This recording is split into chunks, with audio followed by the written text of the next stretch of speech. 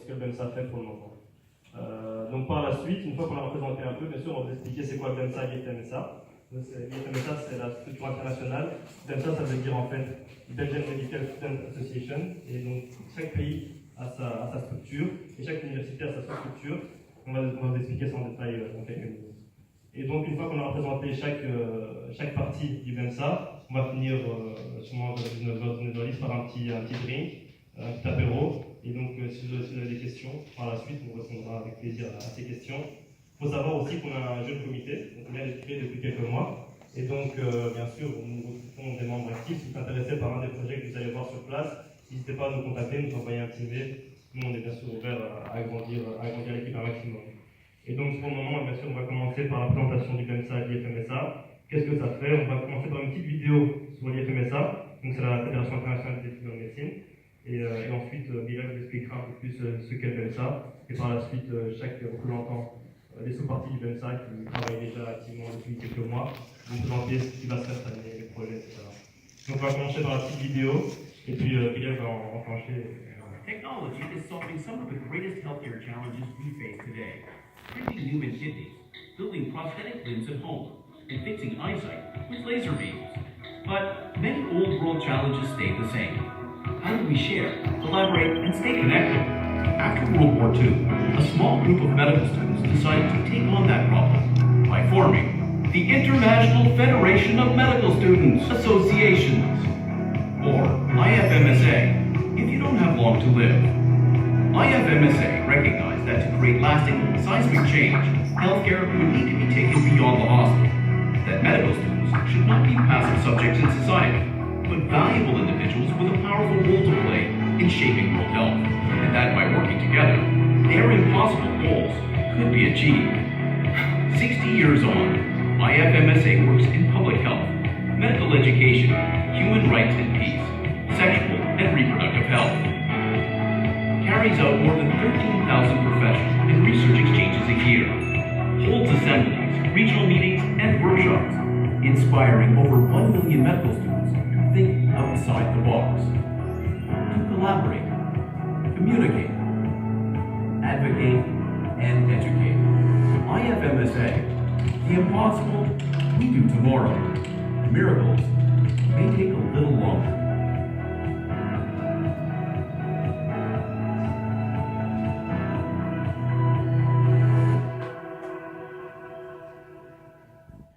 Je me permets d'abord de vous souhaiter la bienvenue ici aujourd'hui à cette séance d'information et de me présenter. Je m'appelle Bilal Kadouri, 7e année en médecine ici à l'ULB et vice-président du comité BEMSA-ULB. Je vais commencer par vous présenter ce qu'est l'IFMSA d'abord, parce que c'était le sujet de la vidéo. Ensuite, je vous expliquerai ce que le BEMSA et dernièrement, je terminerai par le BEMSA-ULB. Voilà. Donc, l'IFMSA, c'est l'abréviation, comme vous l'avez compris, de International Federation of Medical Students Associations. Qu'est-ce que c'est? Donc, c'est la fédération internationale, en fait, qui chapeaute toutes les associations nationales médicales de chaque pays, des différents pays à travers le monde. Et cette IFMSA, et donc l'association nationale belge, elle, c'est le BEMSA. Belgian Medical Student Association. Le BEMSA-ULB, qu'est-ce que c'est? C'est justement le comité local qui est affilié à ce BEMSA national de l'ULB. Donc on retrouve un comité local dans chaque université, ULB, UCL, VUB, toutes les universités ici en Belgique. IFMSA, c'est une fédération internationale qui ne date pas d'hier. Elle a été fondée en 1951 et elle est aujourd'hui répartie sur plus de 135 pays représentant 1,3 million d'étudiants à travers le monde. Elle est reconnue comme une ONG auprès de l'ONU, auprès de l'OMS et d'autres organisations gouvernementales ou non gouvernementales. Et donc elle y bénéficie de sièges parfois consultatifs, donc pouvoir intervenir. Donc régulièrement des étudiants de l'IFMSA et du BEMSA sont envoyés dans ces réunions internationales pour pouvoir exprimer le point de vue des étudiants concernant des sujets qui peuvent être médicaux ou pas totalement médicaux, donc indirectement médicaux, mais pas toujours. Exemple, les conférences sur le climat, des choses de ce genre-ci. L'IFMSA se réunit 2 fois par an au niveau international. Elle se réunit, donc, toutes des délégations du monde entier, donc de chaque association nationale, notamment le BEMSA, se réunissent chaque année dans un pays choisi, 2 fois par an, pardon. Et en plus de ça, on a une assemblée par région. Ce qu'on entend par région, c'est essentiellement les continents. Donc on a la région européenne et là on a également une assemblée générale. Ces assemblées générales servent à quoi? Ce sont des lieux où les différentes délégations discutent des projets à venir de l'IFMSA au niveau international. Que ce soit concernant, comme vous l'avez peut-être déjà compris, les échanges cliniques ou alors des campagnes un peu plus des campagnes de santé publique, des campagnes de tout ce qui a trait au dépistage des MST, les campagnes contre les MST en général. La vision au moment de la création de l'IFMSA, qu'est-ce que c'était? C'était en fait de pouvoir réunir des étudiants, que ce soit dans le monde de la médecine ou tout ce qui est dans le secteur de la santé, c'est-à-dire que ce soit les pharma ou les bimés, et en fait les engager socialement pour des causes, pour une simple cause simplement. En manière générale, on dirait que c'est pour le bien-être social, physique et psychologique. Et en fait, c'est vraiment quelque chose de large qui touche un peu à tout. Et comme vous le verrez tout à l'heure, je ne vais pas vous cacher, ça va être présenté tout à l'heure, c'est vraiment très large et ça touche un peu tous les sujets. L'IFMSA est composé de différents comités. Le premier comité, c'est le comité SCOPI, donc Professional Exchange, qui sera présenté tout à l'heure par Antoine, ainsi que le SCORI, pareillement présenté par Antoine.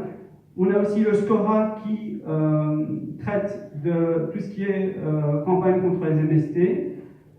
Pareillement, vous avez une personne qui pourra, un intervenant tout à l'heure, qui va pouvoir en discuter. Il y a le SCOF, pardon. Donc, j'ai oublié de préciser que tout ce qui est SCO, c'est l'abréviation de Standing Committee on, à chaque fois. Donc, Standing Committee on Public Health. Okay. Ensuite, on a le SCORP. Là, ça traite des droits humains et de la paix. On aura l'occasion également, Rand aura l'occasion de vous en parler. Ce sont à chaque fois les responsables locaux de ces différents comités. Et on a SCOMI, qui pour l'instant n'est pas d'actualité ici en Belgique. Ça concerne tout ce qui est syndicat étudiant, représentativité. C'est le cas dans d'autres pays européens, comme en France, où on a l'ANANF qui s'occupe de la représentation des étudiants et de leur défense concernant tout ce qui est problématique, genre comme on a ici aujourd'hui avec tout ce qui est numérodynamie, etc. Mais ici en Belgique, pour le moment, c'est pas d'actualité. Finalement, qu'est-ce que le BEMSA? Le BEMSA, c'est la Belgian Medical Student Association, elle qui est un peu plus récente. Elle a été fondée en 2009 par nos camarades néerlandophones. Et elle réunit 7 universités pour le moment belges. Donc on a l'université d'Anvers, l'université de la VUB à Bruxelles, on a l'université de Ghent, l'université d'Asselt, Leuven, l'université de l'UCL, l'ULB et bientôt l'ULG, c'est en cours de création. Finalement, je voulais terminer par un petit résumé avant de céder la parole au prochain intervenant. Vous donner un petit récapitulatif des premières opportunités internationales que l'IFMSA propose. Donc, l'IFMSA se réunit lors de 2 assemblées générales par an. On a également les assemblées générales régionales, dans notre cas, il s'agit de l'Europe. Et on a également ici au niveau national 3 assemblées générales par an. Et au local aussi, pareillement, 3 assemblées générales par an. Ce sont des opportunités de pouvoir participer, de s'engager dans les différents sujets qu'on va vous présenter tout de suite. Donc je vais céder la parole à Rand qui va vous présenter. L'organisation qui rassemble les plus grands nombres d'étudiants en médecine.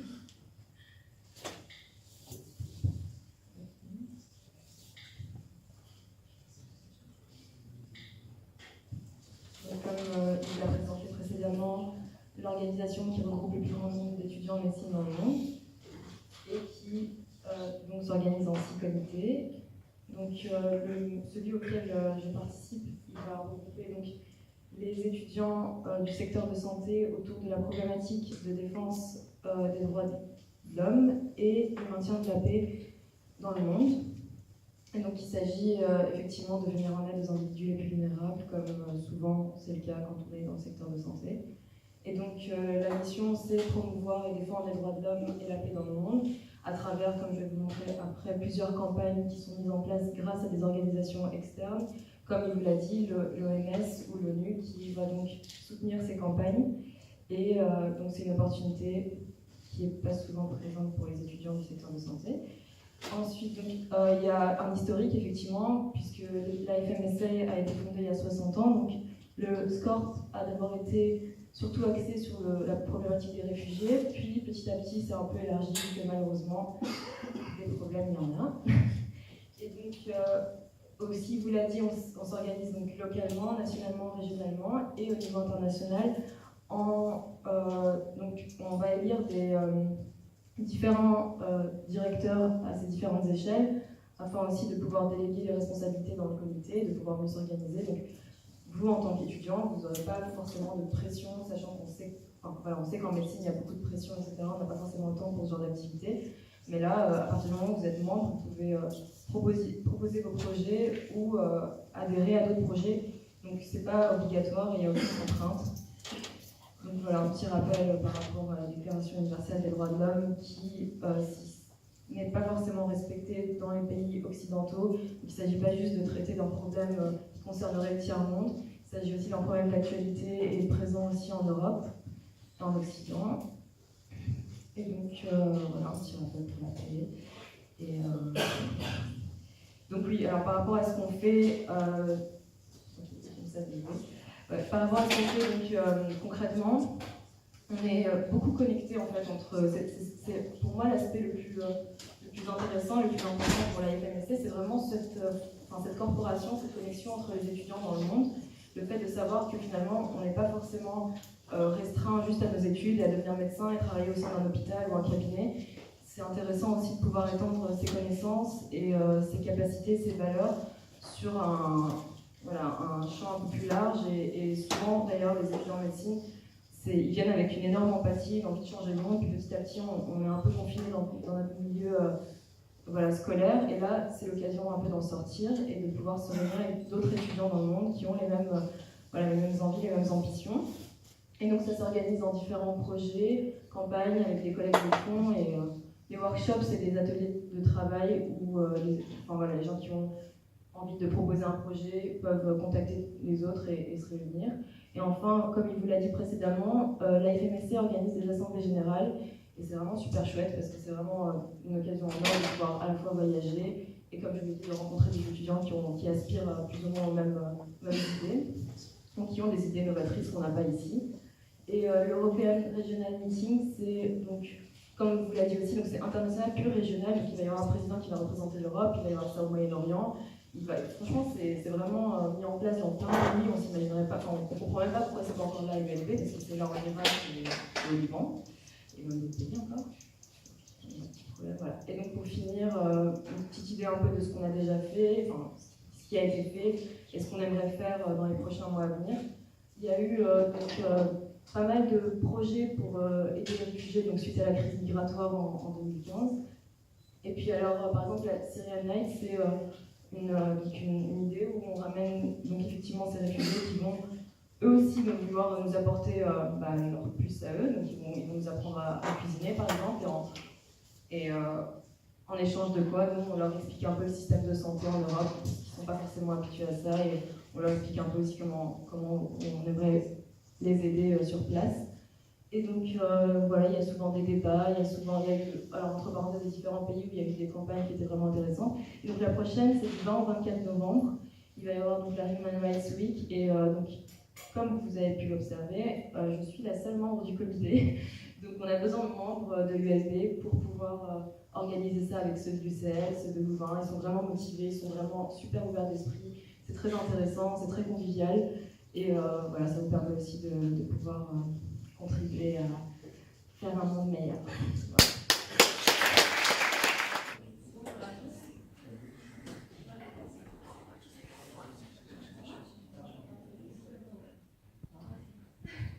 Voilà. Bonjour à tous, moi c'est Anna, je suis présidente de Benza ABUB et pour moi aussi c'est une première car c'est ma première année en tant que présidente. Aujourd'hui, je vais vous présenter SCOP, ou Standing Committee on Public Health.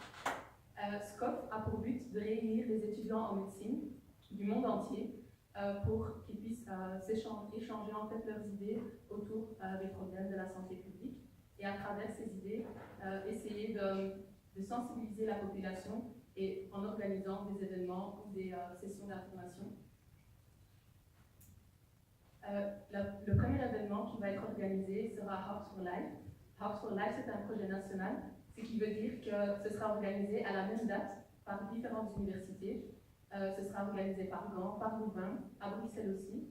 Et bien sûr, vu qu'à Bruxelles, on a 3 différentes BENZA, BENZA UCL, DD et ULB, on va travailler ensemble pour ce projet. Donc ce sera à City 2. Et comme je vous ai dit, ça va être organisé par ULB, UCL et DD. Le but est d'attirer en fait le plus possible de passants et de mesurer leur taux de cholestérol, leur tension, de discuter un peu avec eux pour connaître un peu leur style de vie et essayer qu'ils se rendent compte en fait que leur style de vie a un impact sur les risques des maladies cardiovasculaires. Comme vous voyez ici, c'est Hearts for Life de l'année passée. Et ça va être organisé donc le 18 novembre. J'espère que vous pouvez bloquer tous cette date, car c'est un événement qui a beaucoup de succès à la VUB. Et on espère vraiment que si on travaille avec l'UCL et l'ULB, on pourra en faire vraiment un plus grand événement. Ensuite, à la VUB, on organise Teddy Bear Hospital, c'est aussi un projet national. Ce jour-là, en fait, les enfants peuvent venir avec leur doudou malade à l'USET. Et avec eux, on joue avec les enfants, en fait, on les aide à soigner leurs doudou malades.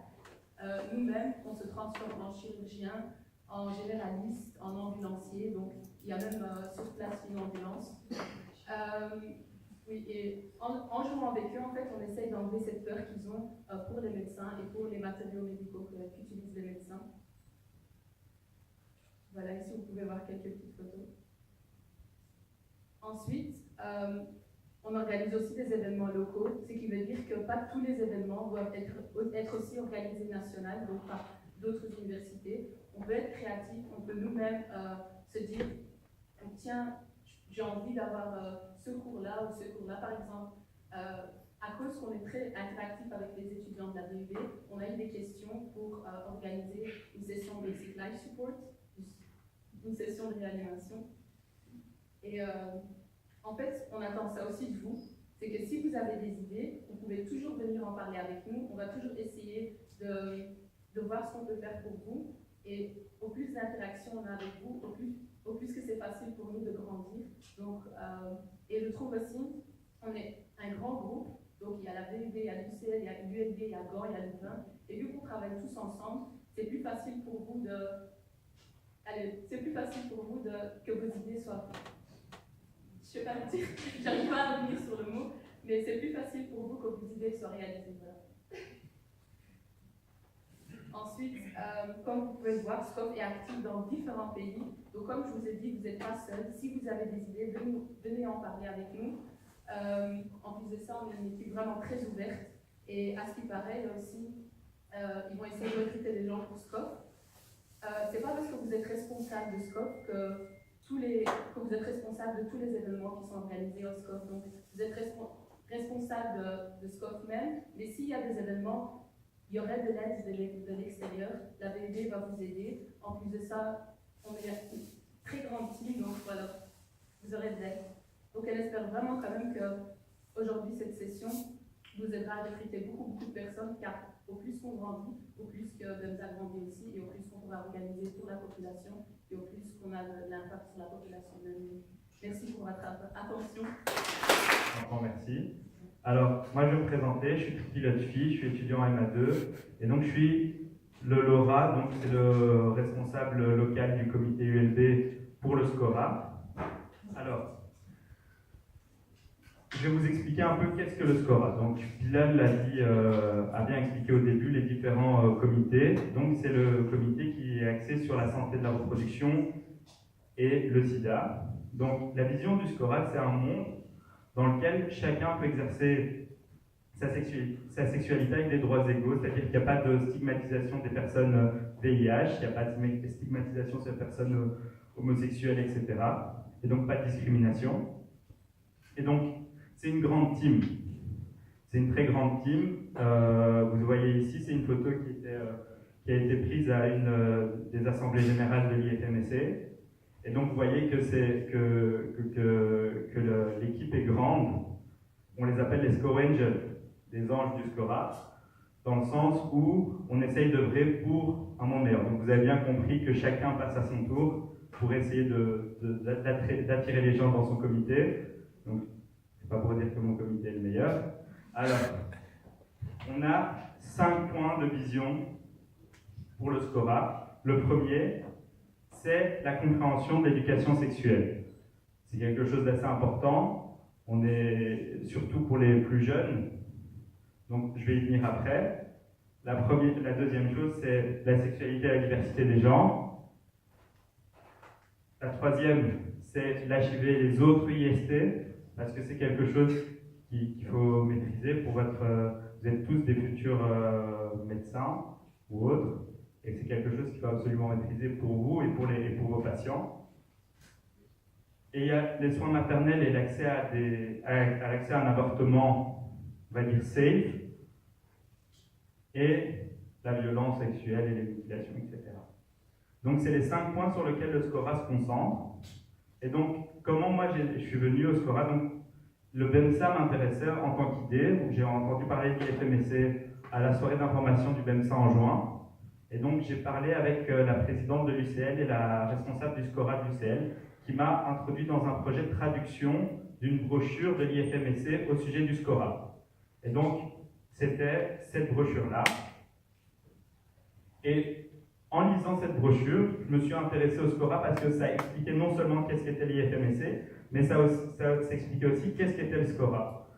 Et j'ai remarqué l'opportunité que nous offrait le SCORA, et donc ils ont des participants de l'IFMC, du SCORA, ont écrit une brochure, et vous pouvez voir ici la liste des auteurs. Il y a des auteurs qui viennent du Liban, d'autres d'Inde, on voit de Turquie, de Tunisie, de Thaïlande, de Grèce. Donc 8 pays sont mis ensemble pour écrire une brochure, ce que je trouve assez génial parce qu'il y a une connexion entre ces différents pays pour créer quelque chose que je suis en train de traduire et qui est vraiment basé sur des faits, médicaux, et donc qui est quelque chose qui va peut-être servir pour les futures générations de médecins. Alors, je vais expliquer un peu comment la structure du SCORA. Donc, c'est une structure où on a le NORA qui est ici aujourd'hui dans la salle. Je voulais remercier aussi Peter Yann d'être venu, qui a fait le trajet jusqu'à Bruxelles. Et on a l'UCL, la BUB, tous les comités locaux, et nous on est tout en dessous puisqu'on vient d'arriver, on est le comité local de l'ULB. On a l'impression qu'on a toute une petite hiérarchie, dans le sens où on doit rendre des comptes chacun à l'autre, mais non, au final, j'étais à la première NGA, qui avait lieu le 3 octobre à Castellet, et au final, on s'est retrouvés entre étudiants en médecine, et c'était une ambiance, on va dire, une bonne ambiance, plutôt qu'une réunion où chacun doit rendre des comptes à un responsable.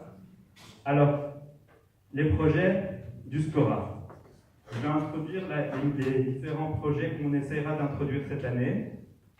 Donc, le premier, c'est ce qu'on appelle le SOS. C'est un projet d'atelier d'éducation sexuelle dans les écoles secondaires. Le deuxième, c'est le Stigma Challenge. C'est un jour où on va essayer de briser les tabous sur la stigmatisation de toutes les maladies sexuellement transmissibles et le sida. Et le troisième, c'est le World AIDS Day, qui est le jour mondial du sida. On va essayer de sensibiliser les étudiants en médecine sur qu'est-ce que le sida, un petit rappel sur l'infectio pour ceux qui l'ont passé et qui ont déjà oublié votre cours d'infectio, votre cours de microbio. Et je veux aussi introduire, parce que je sais qu'on vous a vendu des stages extramuros, qu'Antoine va vous expliquer. Mais au sein du SCORA, vous avez aussi des échanges internationaux au Brésil et en Italie cette année. Et je vais aussi parler, parce qu'on n'est pas tout seul, donc vous avez compris que le principe du BEMSA, c'est rentrer dans une organisation, vous êtes en connexion avec des étudiants un peu partout dans le monde, et cette année, le SCORA belge va travailler avec l'IFMSC des Pays-Bas. Donc vous avez aussi l'opportunité de rencontrer peut-être des étudiants des Pays-Bas et pouvoir partager des idées, etc. Alors, le projet SOS, qui est pour moi le projet le plus important, c'est pour ce projet-là que j'ai décidé d'adhérer au SCORA, c'est de créer des ateliers d'éducation sexuelle dans les écoles secondaires à Bruxelles. Alors, moi, je vais expliquer mon point de vue. Je pense que beaucoup d'entre vous dans la salle le partagent aussi. On a tous eu, à 14 ans ou 16 ans, donc entre la 2e et la 4e secondaire, une infirmière du PMS qui est venue nous expliquer le cours d'éducation sexuelle et l'importance de protéger la prévention. Mais parfois, moi, j'avais cette impression-là. C'était un peu maladroit, comme on voit sur cette image. Il faut savoir un truc, c'est que la génération qui nous a expliqué ça, c'est une génération qui est un peu passée par rapport à nous, par rapport à la génération qui arrive aussi. Il faut savoir un truc, c'est que maintenant, disons, les risques se rencontrent de plus en plus jeunes et ils sont de moins en moins, on va dire, éduqués dans le sens où ils ne sont pas tout à fait au courant des risques qu'ils encourent en ayant des relations sexuelles non protégées. Et donc, le but du PMSA et du SCORA, c'est de sensibiliser les étudiants en faisant des ateliers par des étudiants, c'est-à-dire qu'on a vécu des situations, je pense à ceux qui ont été, par exemple, qui ont commencé leur stage, qui ont été de garde, et qui ont vu, par exemple, des filles de 14 ans qui n'étaient pas au courant de comment on pouvait attraper une IST, pourquoi c'était important de se protéger, qui arrivent peut-être à 13 ans ou 13 ans et demi, je parle pour ma part, enceintes, et qui ne sont pas du tout au courant de quelles sont leurs options et quels sont les risques qu'elles ont encourus en faisant ça. Donc, on voudrait sensibiliser et rendre ces ateliers interactifs. Pas donner quelque chose en disant c'est pas bien de coucher sans capote, c'est pas bien de faire ça. Non, on veut essayer de sensibiliser en faisant quelque chose par des étudiants. Nous, on a une meilleure idée, une meilleure approche peut-être que les infirmières du PMS qui font peut-être déjà bien leur boulot, mais on peut essayer d'améliorer ça. Et donc, qu'est-ce qu'on voudrait faire? Donc, on voudrait coopérer avec le BEMSA UCL, parce qu'on est deux universités francophones. Nous, on est encore un peu jeunes. J'espère pouvoir avoir quelques signatures pour mon comité à la fin de mon speech. Mais on veut essayer de recruter des volontaires qui vont suivre une petite formation, un petit week-end training pour essayer de voir quels sont les sujets abordés, comment les aborder, comment je vais donner cours, quels sont les slides que je vais donner, etc. Et on va essayer d'atteindre des écoles. C'est-à-dire que moi, après la séance d'information, on essaiera de contacter des écoles. On essaiera d'en avoir une ou deux pour commencer, en fonction du nombre de personnes intéressées dans le comité. Et puis après, on essaiera d'agrandir le projet. Il faut savoir quelque chose, c'est qu'en Flandre, que ce soit à Louvain ou à Gand, c'est déjà implanté, où ils sont déjà rodés, ils arrivent déjà à atteindre des écoles, les gens sont formés, et donc ils peuvent déjà y aller. Nous, on devra essayer de roder d'abord l'équipe avant de commencer à aller donner des cours. Alors, il y a le deuxième projet pour le SCORA, c'est le Stigma Challenge.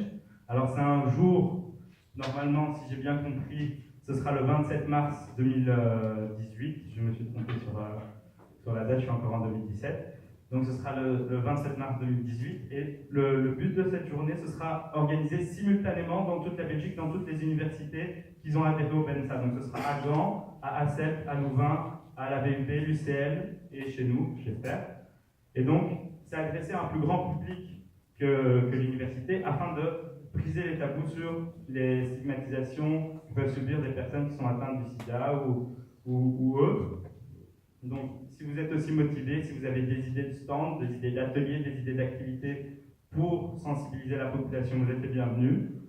Alors, le projet pour le World AIDS Day, donc ce sera le 30 novembre. On va essayer de louer un auditoire pour projeter un film avec un quiz interactif et peut-être une distribution de préservatifs, etc., pour sensibiliser les personnes sur les risques du sida et aussi briser les tabous, comment est transmise la maladie, quels sont les risques, comment on pourrait l'attraper, etc. Donc vraiment essayer d'informer les étudiants là-dessus. Alors, ça c'est peut-être la chose où je vais avoir le plus d'attention, c'est les échanges. Alors, en tant que membre du SCORA, vous pouvez bénéficier cette année de 2 échanges qui auront lieu dans 2 destinations que je vais vous dire, enfin que je vous ai déjà dit. Et donc, c'est l'opportunité de participer avec plein de personnes de l'IFMSC sur des ateliers sur la prévention des maladies sexuellement transmissibles, et donc avoir aussi une idée sur comment sont abordés ces sujets dans d'autres pays, dans d'autres cultures, dans d'autres langues, dans d'autres coutumes. C'est important parce que vous n'allez peut-être pas travailler toute votre vie en Belgique, vous allez peut-être être amené à travailler 1 mois ou 2 dans des pays étrangers. C'est donc important de pouvoir se familiariser avec les coutumes d'autres pays. La deadline pour les inscriptions, c'est le 30 octobre. Si vous êtes intéressé, vous pouvez dire. Et donc les destinations, c'est bien sûr le Brésil, pour ceux qui veulent aller au Brésil, ou alors en Italie. Et le dernier point que le SCORA organise, c'est la coopération avec l'IFMSC des Pays-Bas. Donc ça veut dire qu'on va essayer de travailler en même temps sur les projets d'éducation sexuelle, donc l'atelier SOS, pour que ce soit uniforme entre le BEMSA belge et l'équivalent du BEMSA en Flandre, mais aussi participer à d'autres événements. Je pense à Amsterdam Youth Force et aussi le 15 février à l'International Day of Paid Love. Ce sont des événements qui sont organisés là-bas, mais si on a l'opportunité en participant avec les Pays-Bas d'organiser en même temps qu'eux ou de les aider à organiser ce projet, je pense que ce serait magnifique. Donc, est-ce que vous êtes motivés? J'espère, en tout cas après mon speech. On cherche vraiment des volontaires pour élargir la SCORA Team. On cherche aussi des volontaires pour donner des cours. Si vous sentez l'âme d'un professeur ou l'âme de quelqu'un qui veut transmettre son savoir, des gens doués en informatique pour réaliser les PowerPoint, etc. Vous pouvez me contacter sur l'adresse mail, ou je pense que ce sera plus simple aussi, vous pouvez me contacter sur Facebook ou même maintenant. Et j'espère vous voir nombreux dans mon comité. Merci pour votre attention. Antoine Boignani, je suis, comme il a et comme Faisal, également un étudiant en dernière année de médecine, et donc comme de BEMSA-ULP, c'est la première année au sein du BEMSA-ULP. Et donc je vais essayer de vous parler là maintenant des 2 derniers comités, des 2 derniers projets qui n'ont pas encore été évoqués et qui vous parlent, en tout cas, j'espère pour pas mal d'entre vous qui en parlent déjà un peu. Ce sont les projets de stages cliniques et de stages de recherche à l'étranger. Notre fille nous a vendu des stages de santé publique ou à l'étranger ou quoi, mais ça ne vaut pas les vrais stages à l'étranger. Donc, je ne dénigre pas ce qu'il a fait, mais je rigole, ça me Et donc voilà, je vais vous parler des 2 derniers comités qui sont le SCOPE et le SCORE. Donc le SCORE, c'est tout ce qui est Research Exchange, et donc dans ce cas-ci, je vais vous parler des stages de recherche à l'étranger. Ensuite, il y a le SCOPE, ça c'est le Professional Exchange, ce sont des stages cliniques à l'étranger. Et donc, si vous voulez faire plutôt de la clinique ou plutôt des stages de recherche, eh ben, vous orienterez plus vers le SCOPE ou vers le SCORE. Et donc là maintenant, je vais vous parler un petit peu de ces 2 comités, vous dire c'est quoi ces 2 comités. Et donc, comme j'ai déjà introduit, c'est quelque chose qui s'inscrit au niveau international, où on va essayer de vous emmener faire des stages dans plusieurs pays à l'étranger.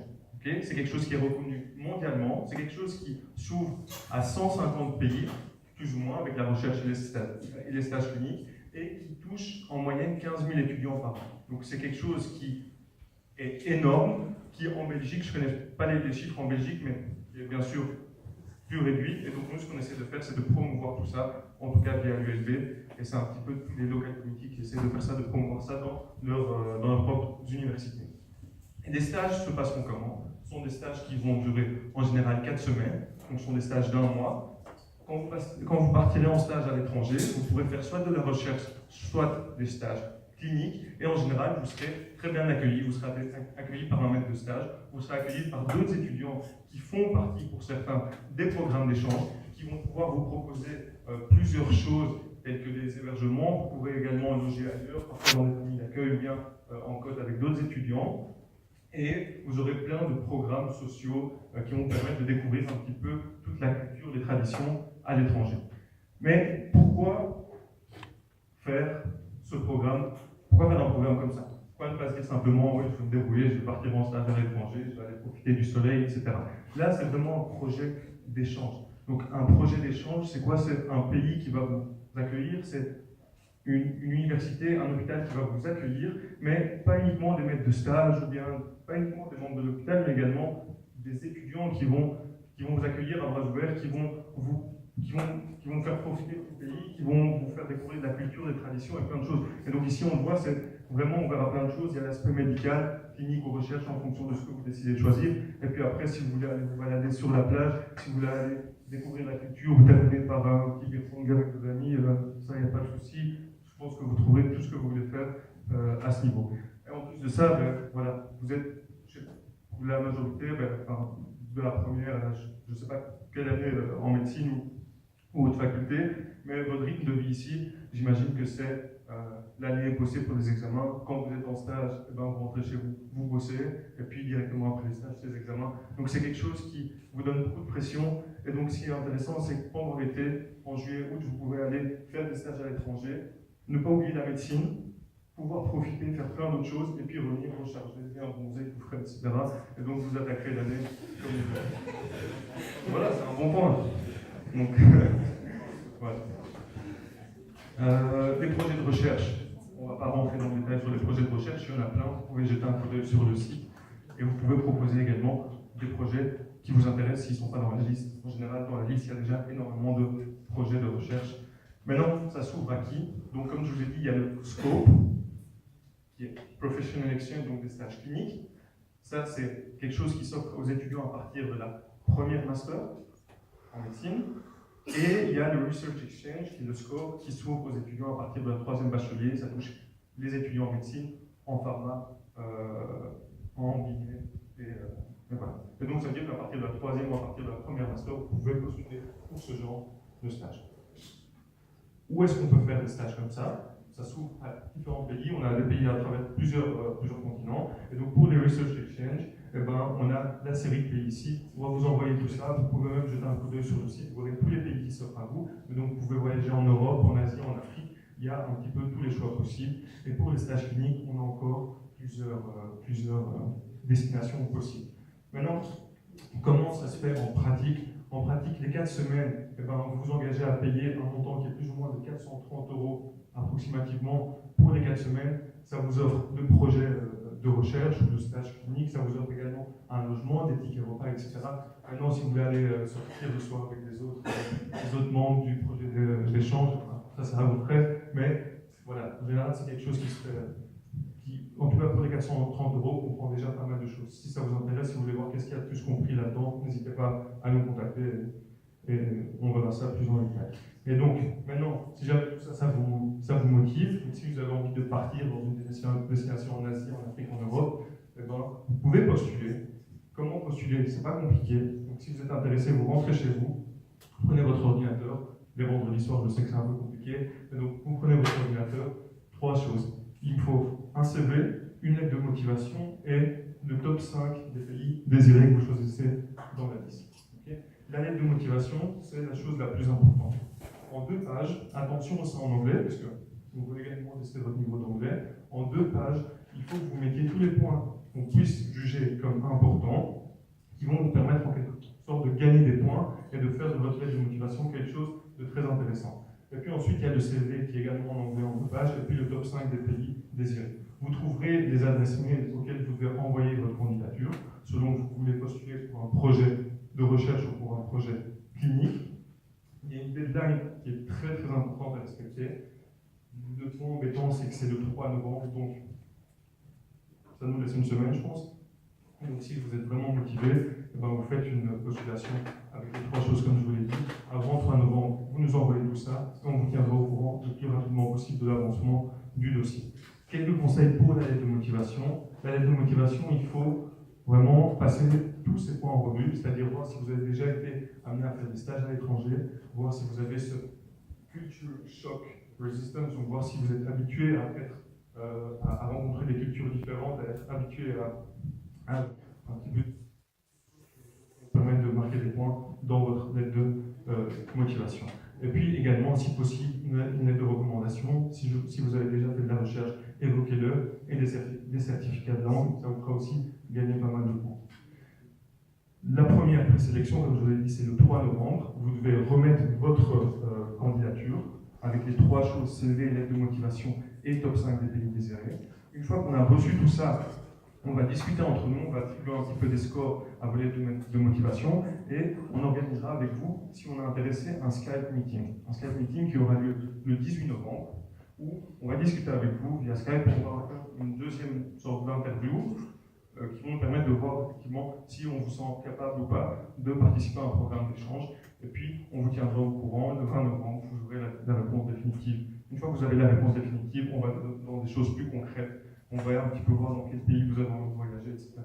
Et donc ça, c'est à partir du 20 novembre. Et pour d'autres informations, comme je vous l'ai dit, donc moi je me charge des projets de recherche clinique, et donc je suis le Local Exchange Officer. Donc au niveau local, au niveau ULB, je me charge des projets cliniques et des Research Exchange, donc également au niveau des projets de recherche. Et comme vous le voyez, c'est deux comités que je dois en quelque sorte assumer tout seul, surtout que c'est la première année, donc ce qu'on aimerait beaucoup également, c'est d'avoir de l'aide de chacun d'entre vous. C'est si vous aimez si vous aimez ce côté relationnel, si vous aimez entrer en contact avec d'autres universités, ben c'est super intéressant, c'est super enrichissant, et donc à part le fait de partir faire un stage à l'étranger, c'est super intéressant également de préparer ces stages de recherche et ces stages cliniques, et donc de venir aussi travailler avec moi, de m'aider pour qu'on puisse organiser ça de la meilleure manière possible. Et donc, comme je vous l'ai dit, je suis tout seul, j'attends que vous. Et donc, j'ai pris la même image que Lofi, c'est pas concurrence Lofi et moi. Mais... Et donc, comme je vous l'ai dit, c'est trop tôt, comme je vous l'ai dit, on a besoin de vous. Si vous êtes motivés, des idées innovantes, plein de choses, contactez-moi via Facebook ou bien via des adresses qui sont là. Mais donc, j'espère vraiment avoir beaucoup de nouvelles de votre part sur la participation au projet de recherche, mais aussi venir de l'autre côté de la barrière, venir m'aider un petit peu pour travailler sur tout ça et proposer des choses de meilleure qualité. Donc, je vous remercie et je vais laisser Yacine, je pense, parler.